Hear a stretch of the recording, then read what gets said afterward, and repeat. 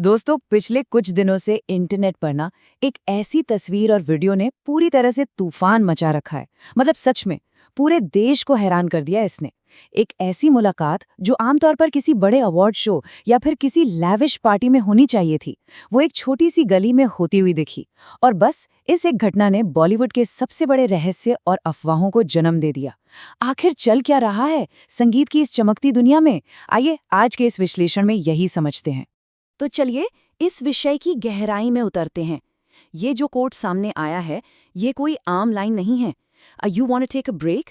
Hindi films? ऐसे मत करिए यार, हम लोग का क्या होगा भाई? ये एक डायरेक्ट और सच कहूं तो थोड़ी डेस्परेट अपील लगती है। और वो भी किसी आम इंसान की तरफ से नहीं, बल्कि खुद एक मैसिव सुपरस्टार आमिर खान की तरफ से। आमिर खान, जिनके नाम मात्र से बॉक्स ऑफिस कांपता है, वो संगीत के सरताज अरिजीत सिंह से गुजारिश कर रहे हैं। अब सोचिए, ये एक अकेली लाइन आज के इस पूरे सेंट्रल मिस्ट्री की नींव रखती है। आखिर आमिर खान को इतनी बड़ी रिक्वेस्ट क्यों करनी पड़ गई? तो चलिए बढ़ते हैं पहले हिस्से की तरफ, द वायरल जगहजन विजिट। अब इस बड़े सवाल का जवाब ना उस वायरल मुलाकात में छुपा है। आमिर खान अपना पूरा मुंबई का स्टारडम पीछे छोड़कर वेस्ट बंगाल के जियागंज की एक छोटी सी गली में पूरे 4 दिनों के लिए गायब हो गए। यहाँ एक बेहद हैरान कर देने वाला और सच कहूं तो बहुत ही खूबसूरत कॉन्ट्रास्ट निकल कर आता है। एक तरफ देखिए बॉलीवुड का वो typical stardom, lavish dining tables, bodyguards की भरी भरकम फौज, बड़े बड़े ईगो क्लैशेस। और दूसरी तरफ अरिजीत सिंह की रियलिटी, जमीन पर बैठना, आम गलियों में स्कूटर की सवारी करना और बड़ों के पैर छूना।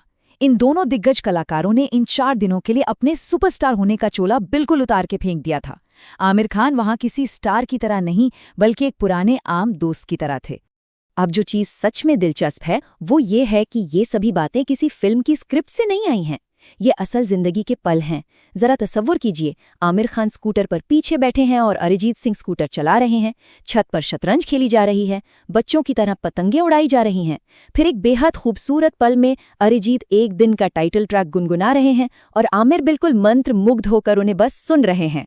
और वहां दिग्गज कंपोजर राम संपत भी उनके साथ बैठे हैं। और सबसे खास पल तो वो था जब अरिजीत खुद अपने हाथों से आम खाना परोस रहे थे और आमिर फर्श पर पलथी मारकर बिना किसी नखरे के खा रहे थे। इन छोटी छोटी बातों ने सभी फैंस का दिल जीत लिया और ये साफ कर दिया कि सफलता के इस शिखर पर भी दोनों अपनी जड़ों से कितनी गहराई से जुड़े हुए हैं। लेकिन इस सादगी और इन खूबसूरत नज़ारों के बीच एक बहुत बड़ा, थोड़ा बेचैन करने वाला सवाल इस वक्त सोशल मीडिया पर लगातार तैर रहा है। क्या अरिजीत सिंह का बॉलीवुड के साथ सफर सच में पूरी तरह खत्म हो चुका है? आखिर क्या वजह है कि इतने बड़े सिंगर को मनाने के लिए खुद आमिर खान को वहां आकर अपना वक्त बिताना पड़ा? आगे देखते हैं दूसरा हिस्सा, र्यूमर्स ऑफ बॉलीवुड रिटायरमेंट। तो पिछले कुछ वक्त से ना ऐसी खबरें आग की तरह फैली हैं कि अरिजीत सिंह अब हिंदी फिल्म इंडस्ट्री से दूर होने का मन बना चुके हैं। लोगों को सच में लगने लगा कि शायद अब उनकी आवाज़ नए बॉलीवुड गानों में सुनाई ही ना दे। लेकिन यहाँ पर एक क्लैरिफिकेशन बहुत बहुत ज़रूरी है। संन्यास या रिटायरमेंट का अरिजीत के कॉन्टेक्स्ट में मतलब संगीत को छोड़ना बिल्कुल नहीं है। संगीत तो उनकी रगों में दौड़ता है। ये हुनर उन्हें उनकी माँ और शास्त्रीय संगीत की गुरु मौसी से विरासत में मिला है। ये जो संन्यास है ना, ये दरअसल बॉलीवुड की उस ग्लेयरिंग स्पॉटलाइट, अंदरूनी खेमेबाजी और इंडस्ट्री की पॉलिटिक्स से है। ये बात बिल्कुल निष्पक्ष रूप से समझनी होगी कि उन्होंने खुद को उस पावर प्ले और कैंप से अलग करने का फैसला किया है। संगीत उनके लिए इबादत है और इबादत से कभी संन्यास नहीं लिया जा सकता। बढ़ते हैं तीसरे हिस्से की तरफ, द फेम गुरुकुल स्ट्रगल। आइए पीछे मुड़कर देखते हैं कि ये पावर आई कहाँ से। आज अरिजीत उस मुकाम पर हैं जहां वो बॉलीवुड के पावर स्ट्रक्चर्स से दूर जाने का फैसला बहुत आसानी और हिम्मत के साथ ले सकते हैं। लेकिन वो रातों रात आज़ाद नहीं हुए। 1987 में मुर्शिदाबाद में जन्म लेने वाले अरिजीत का पूरा बचपन शास्त्रीय संगीत के बीच बीता। फिर आता है साल 2005, जब दुनिया ने उन्हें पहली बार रियलिटी शो फेम गुरुकुल में देखा। वो शो जीत नहीं पाए। इंडस्ट्री आगे बढ़ गई, दुनिया उन्हें भूल गई, लेकिन उन्होंने हार नहीं मानी। 2006 से 2012 के लंबे अरसे के बीच उन्होंने मुंबई में म्यूजिक प्रोग्रामिंग और बैकग्राउंड वोकल्स का काम करके अपना गुजारा किया। और फिर आया 2013, जिसने सब कुछ बदल दिया, आशिकी 2 के साथ, और उन्हें ओवरनाइट स्टारडम दिला दिया। तो आज जो उनका रुतबा है ना, वो इन्हीं सालों के शांत संघर्ष की नींव पर बना है। कामयाबी तक पहुंचने वाले वो बीच के साल बिल्कुल भी आसान नहीं थे।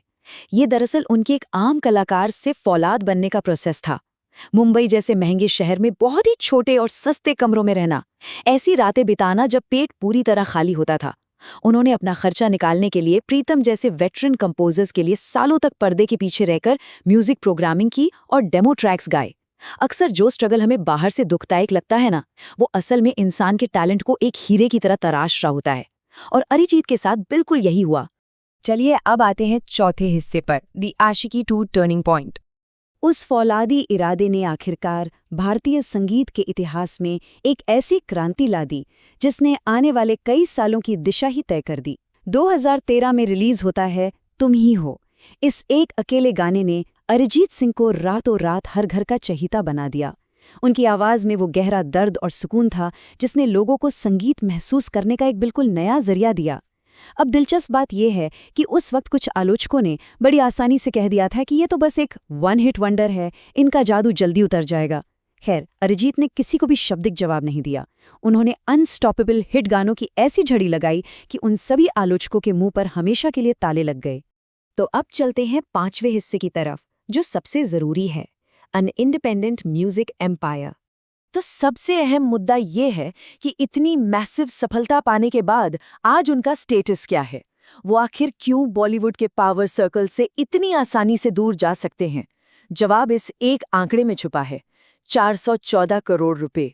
द इकोनॉमिक टाइम्स की रिपोर्ट के अनुसार आज अरिजीत सिंह की नेटवर्थ लगभग 414 करोड़ रुपए हैं।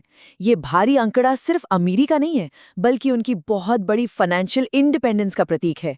उन्होंने अपनी बेमिसाल कामयाबी से एक ऐसा किला खड़ा कर लिया है जहां उन्हें आर्थिक रूप से किसी भी बड़े प्रोडक्शन हाउस या म्यूजिक कंपनी के आगे अब सर झुकाने की जरूरत बिल्कुल नहीं बची है।